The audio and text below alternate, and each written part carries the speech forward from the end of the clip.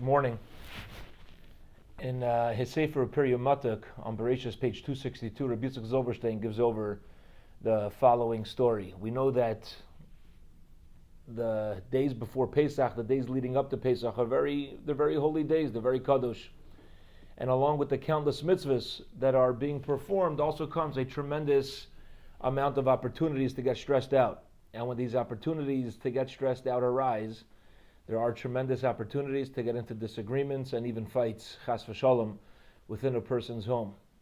And especially if we're dealing with people who in general have a difficult time in controlling their anger or handling stress and anxiety, it can be even more difficult. So Rabbi Yitzchak Zilberstein tells over that on Erev Shabbos HaGadol there was one family where the rooms had already been cleaned and checked, and obviously the children were not allowed to bring any chametz into the previously cleaned out areas. One of the younger children in this family wasn't careful, and despite the repeated warnings of the parents and huge signs on all the doors, no chametz allowed, loudspeakers around the house, keep the chametz away, this kid was walking around and munching on crackers and leaving trails everywhere that he went. And the father, who was already under a tremendous amount of pressure at that time, got angry, started screaming on top of his lungs, slamming doors, totally lost it on everybody who had the zchus to be near him. So what does the wife do when her husband goes berserk? She starts giving it back to her husband, and the more irritated he got, the more she had to pick up her game also and step it up. So finally, as they're screaming at each other, she says to her husband, she says, "You know what?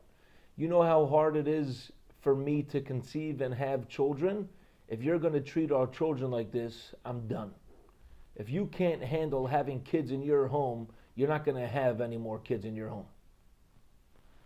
And the moment she said it, the husband was silent, noticeably bothered by the stinging rebuke, and unfortunately, the words of the wife came true.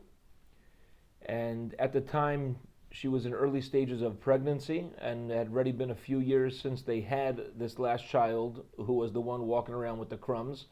And on Chol Hamoed Pesach, she miscarried without any medical reason. And the couple realized they didn't need a reason. They recalled this conversation and how things escalated, and they also knew how difficult it was for her to conceive, which quite possibly meant another few years of any possibility before they had another child. So after Pesach, this couple comes to the home of Reb Chaim Kanievsky Shlita. They tell him their story, and Reb Chaim was in shock. And he says, "How can such words leave a Jewish mouth?" He was very upset, very, very upset, very bothered. And they asked him, they said, "Rebbe, what's our tikkun? What can we do to rectify what happens?" And Reb Chaim says to them, "Tikablu al atzbechem, accept upon yourself, lo lomar shuv shtuyot kaila. Don't say such foolish words. Just cut it out. You can't talk like that." And Rebbetzin Kanievsky says to the wife, "You should know that now that you see the incredible power of words, make sure to use it for the positive. Daven for yourself, daven for others, give people blessings. Take this as a message, as a lesson from HaKadosh Baruch Hu, that the words that come out of your mouth create things. Baruch Sha'amar V'Hayayil, the same HaKadosh Baruch Hu uttered, and things were created. Ma'aseh Bereshis happened. When we speak, things are created." And Rebbetzin Kanievsky, Zechron Levracha's words hit a very strong chord with this couple, and they were makabel. They accepted upon themselves to focus on this incredible power that was just showed to them. They accepted to change the way that they spoke and interacted with each other and with their children. They davened to be blessed with additional children, and the words of Rebbetzin Kanievsky, Baruch Hashem, bore fruit, and within a short time, the woman conceived and gave birth to healthy twin babies.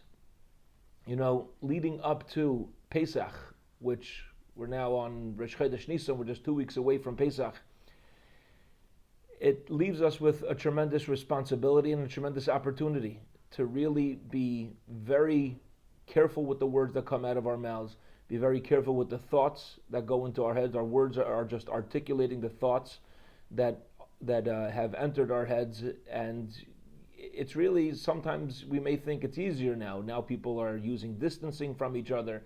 We're not around so much. There's less people to be upset at, hopefully. But even in a bigger picture, we started learning as a shul after Daf Yomi, so we have Mincha over Zoom, and then last night Rabbi Greenwald started learning Shmiras HaLashon after Mincha for 5-10 minutes. Very worthwhile joining us for whoever missed it.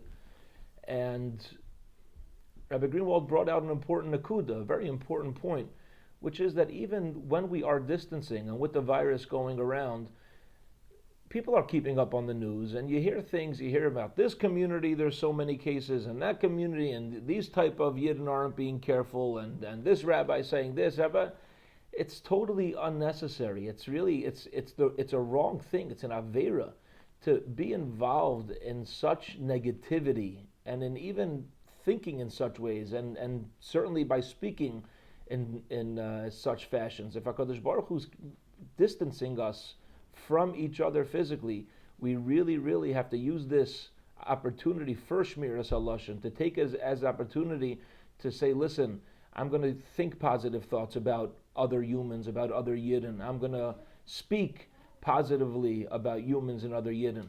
And particularly in our own homes, as we saw from that story, from that incident, to be incredibly, incredibly careful to make sure that we approach the Yom Tov of Pesach with tremendous simcha.